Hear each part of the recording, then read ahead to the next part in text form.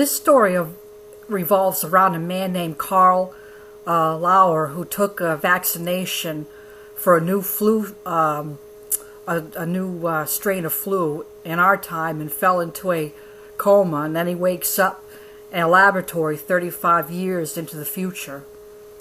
We follow Carl as he goes on a journey across state lines to visit family and friends, all the while still grieving over the death of his beloved wife M, who died years before. During these visits and treks, we learn, like Carl, about the new technologies and geopolitical happenings that have led to catastrophic environmental disasters and acts of terrorism. Some things we learn are that oil and gas are precious and expensive commodities that have been peaked out and are now too expensive for the average citizen. Instead of listening to iPods, people have implanted devices called braiders in which they can tune into for music and talk shows. Cars have been replaced with mass transit and vehicles known as tikis, an electric train that was built by a foreign company from Africa. Carl, having been a businessman, an entrepreneur, is disheartened to learn these things, especially how his family lumber business and that of other local family-owned businesses were forced to sell out or fold due to competition from big corporations. Lakes and rivers are drying or swamp-like cesspools due to more businesses moving in and depleting the wells and aquifers and aqueducts.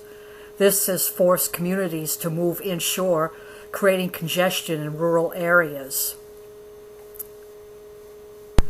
Industry has pushed for laws regulating how many people in a family can work, but allowing enough employees to keep revenue coming in.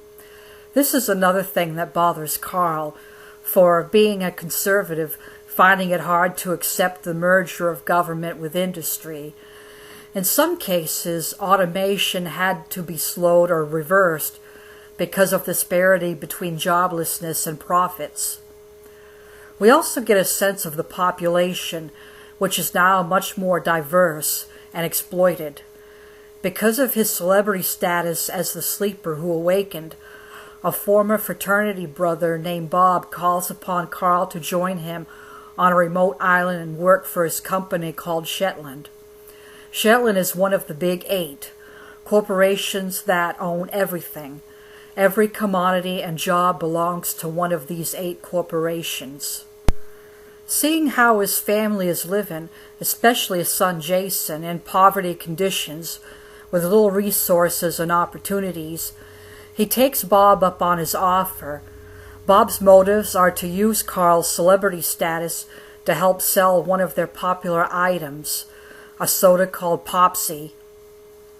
Carl gets to see how the executives and their families live compared to the impoverished conditions in the States.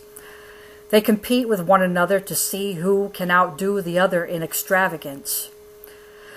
Carl uses his new position in the company and banks on his celebrity to help his brother, son, and granddaughter financially. He goes on a trip with a fellow executive to a remote part of Africa, to a village, to see why sales of Popsy have slacked off. We learn that one of the Big Eight have developed they've developed a new braider that is implanted near the ear that not only provides entertainment but has an addictive property attached, making the population less hooked on soda and more on their braiders. Carl also learns the fate of a friend he finds on the island, a man whose plane is lost over the Atlantic. The reason? This man, a scientist, who was hired to develop an addictive property in their soda, says this chemical additive they called grab was shown in lab tests to be a carcinogen. Rather than use this dangerous additive, rather than not use it, they go ahead with it anyway for profit, and make sure the scientist doesn't live to expose their scheme. Carl on his trip also sees the horrible conditions of people living in Mali, starving and surviving on scraps the rich throw out. Missionaries show up to give them food but preach abstinence instead of addressing their ever-growing population. More babies, more mouths to feed, more deaths from starvation.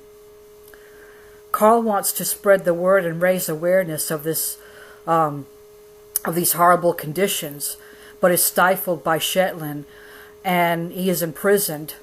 And there's a plot to murder him by making his death look like an accident. Exposing what's going on in the rest of the world would mean exposing how they live on the island.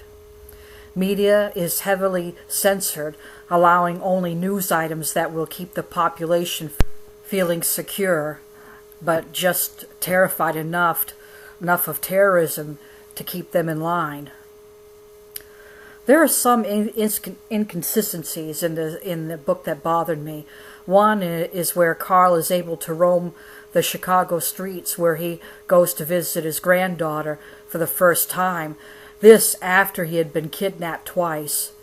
He was told he'd have bodyguards, but there was no mention of them during this time. But all in all, the book is a very engaging read, if not depressing. It acts as a warning to us what we face in our future if we continue to be complacent in our time, allowing corporations and the religious right free rein over our politics and free press.